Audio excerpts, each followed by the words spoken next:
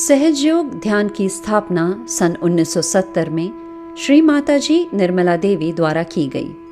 उनके निस्वार्थ कार्य और उस कार्य के परिणामों के कारण सहजयोग का अभ्यास आज 100 से भी ज्यादा देशों में निःशुल्क किया जाता है।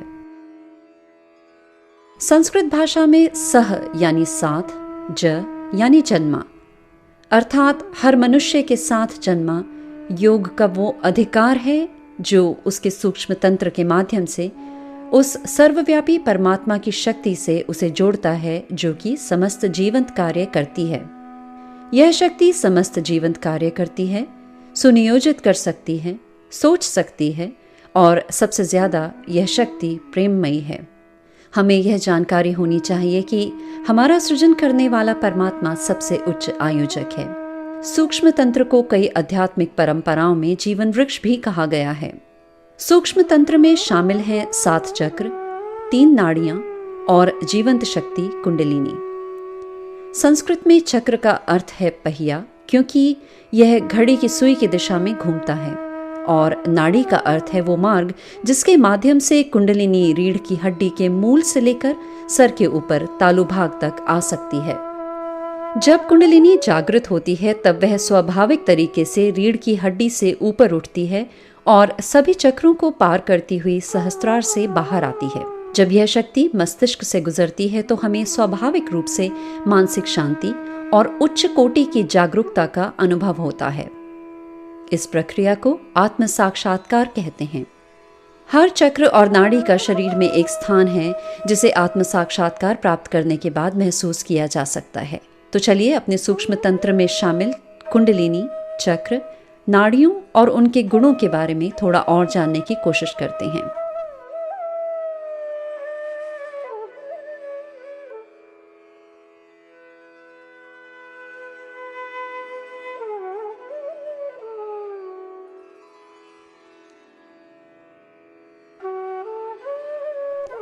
हर मनुष्य के अंदर कुंडलिनी नामक एक आध्यात्मिक शक्ति होती है, जो कि त्रिकोणाकार अस्थि में सुप्तावस्था में 3.5 कुंडल में विराजमान रहती है।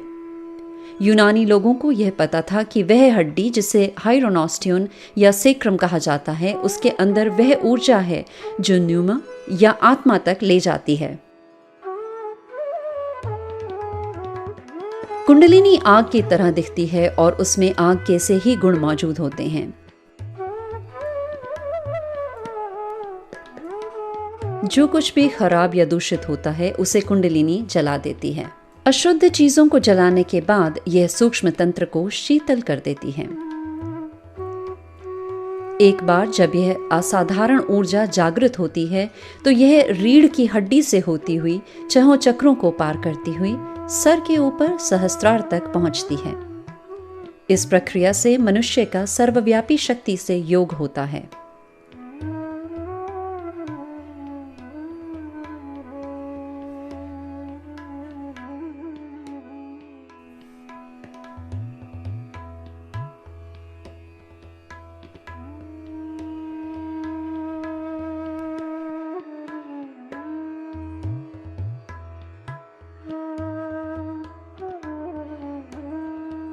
इस 4 पंखुड़ी वाले चक्र को मूलाधार चक्र कहा जाता है।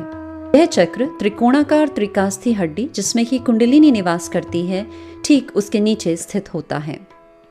इस चक्र का प्रमुख गुण अबोधिता है। अबोधिता वह गुण है जिसके कारण हम बिना पक्षपात बच्चों जैसे आनंद का अनुभव करते हैं। हालांकि कुंडलिनी को 6 चक्रों से गुजरना होता है।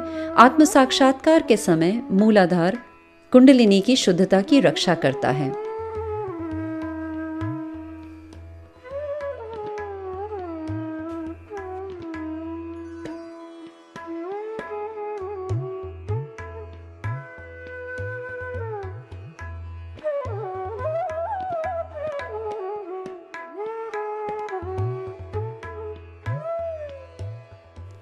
दस पंखुड़ी वाले चक्र को नाभि चक्र कहते हैं और यह नाभि के पीछे स्थित होता है।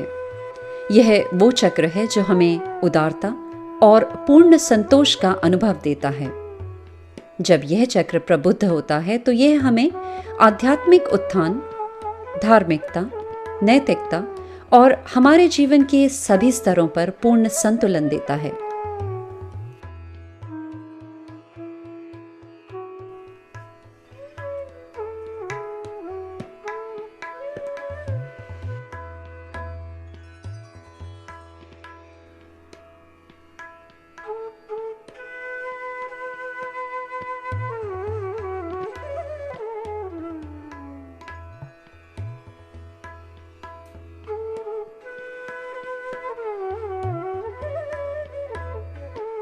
छह पंखुड़ियों वाला चक्र, जो कि स्वादिष्ठान कहलाता है, पेट में स्थित होता है। यह सृजनात्मकता, शुद्ध चित्त और निर्मल विद्या का केंद्र है। यह वो चक्र है जो हमें अंतर्जात प्रेरणा स्तोत्र से जोड़ता है और हमें आसपास की सुंदरता को अनुभव करने की क्षमता देता है।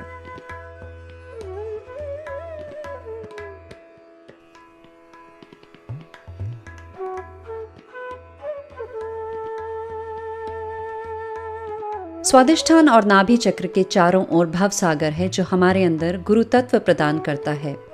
यह 10 आदि गुरुओं का स्थान है। स्वादिष्ठान चक्र भवसागर को पोषण देने के लिए भवसागर के इर्द गिर्द घूमता है। अगुरु, जो कि सत्ता, छल कपट या आपके पैसों में ज्यादा रुचि रखते हैं, ऐसे गुरुओं का पालन करने से भवसागर को नुकसान पहुंचता है।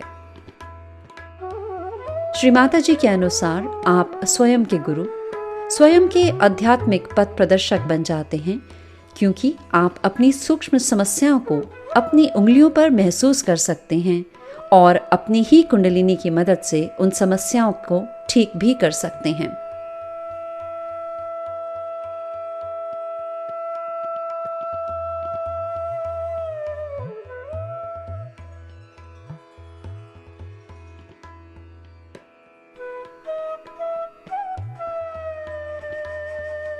बारह पंखुड़ी वाला चक्र अनाहत चक्र कहलाता है। यह रीढ़ की हड्डी में स्टर्नम बोन के पीछे स्थित होता है। अनाहत चक्र में आत्मा का निवास है, जो कि सदा पवित्र है और इस पर किसी चीज का प्रभाव नहीं होता। जब यह चक्र जागृत होता है तो यह हमें जिम्मेदारी और दूसरों के प्रति शुद्ध व्यवहार का भाव प्रदान करता है। यह हमें पूर्ण सुरक्षा और आत्मविश्वास भी प्रदान करता है।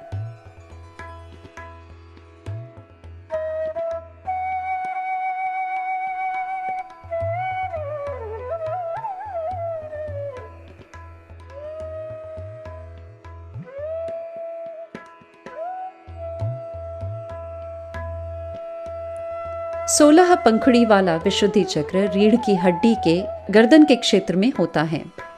यह व्यवहार कुशलता, दूसरों के साथ शुद्ध संबंध और एक चंचल निर्लिप्तता का चक्र है।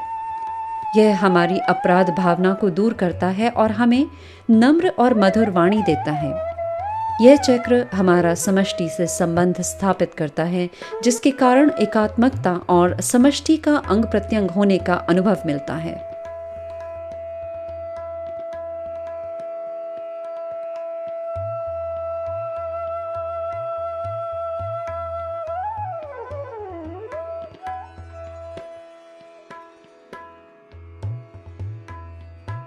दो पंखुड़ी वाला चक्र आज्ञा चक्र कहलाता है।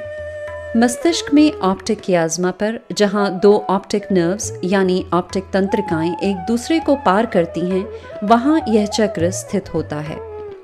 जब यह चक्र जागृत होता है तो मनुष्य तुरंत निर्विचार और क्षमाशील हो जाता है, क्योंकि इस चक्र का यह गुण है। क्षमा वो शक्ति है जिसके कारण हम क्रोध, नफरत और द्वेष को छोड़कर हमारी आत्मा की उदारता और महिमा का परिचय पाते हैं। आत्मा ही है जिसकी मदद से हम अहंकार, हमारे अनुबंधन, आदतें, जातिवाद की गलत धारणाएं और समस्त गलत पहचानों को खत्म कर पाते हैं। 1000 पंखुड़ियों वाला सहस्त्रार चक्र सबसे महत्वपूर्ण चक्र है। हमारे मस्तिष्क में हजारों तंत्रिकाएं या नर्व्स होती हैं, और अगर हम मस्तिष्क को आड़े भाग से देखें तो यह देखा जा सकता है कि ये नर्व्स बहुत खूबसूरती से किसी कमल की सहस्त्र पंखुड़ियों की भांति योजित होती हैं। यह चक्र बाकी सभी चक्रों के गुणों को एकीकृत करता है। जब कुंडलिनी उठती है और सहस्त्रार चक्र को भेदती है, तब यह सभी तंत्रिकाओं को जागृत करती है और तब कहा जाता है कि मनुष्य एक प्रबुद्ध जीव या एनलाइटेंड सोल है। इसके बाद कुंडलिनी ब्रह्मरंध्र या फॉन्टनल बोन को भेदती है और ब्रह्मांड तक का द्वार खोलती है, और इसका अनुभव हमें सर के ऊपर और हाथों और पैरों पर शीतल हवा के रूप में होता है। इस अवस्था को आत्म साक्षात्कार कहते हैं, अर्थात हमारी अंतरात्मा का सर्वव्यापी शक्ति से योग या संबंध। सभी धर्मों में इस अवस्था को प्राप्त करना ही हमारे जीवन का दिव्य सार बताया गया है। अब 3 नाड़ियों या ऊर्जा प्रवाहों को समझते हैं।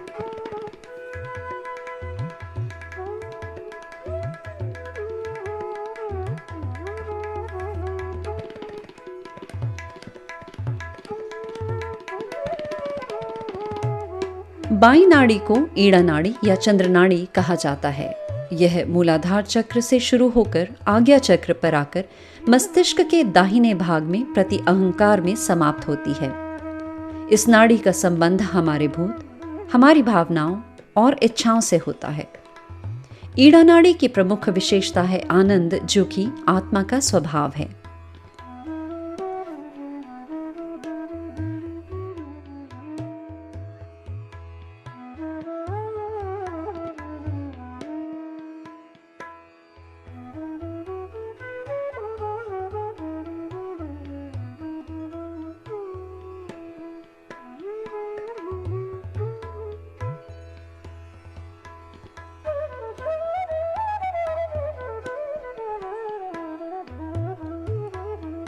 दाईं नाड़ी को पिंगला नाड़ी या सूर्य नाड़ी कहा जाता है। यह स्वादिष्ठान चक्र से शुरू होकर आज्ञा चक्र पर आकर मस्तिष्क के बाएं भाग में अहंकार में समाप्त होती है। इस नाड़ी का संबंध हमारे भविष्य, हमारी शारीरिक और बौद्धिक सक्रियता से होता है। एक तरह से यह हमारी क्रियाशीलता की शक्ति की वाहक है।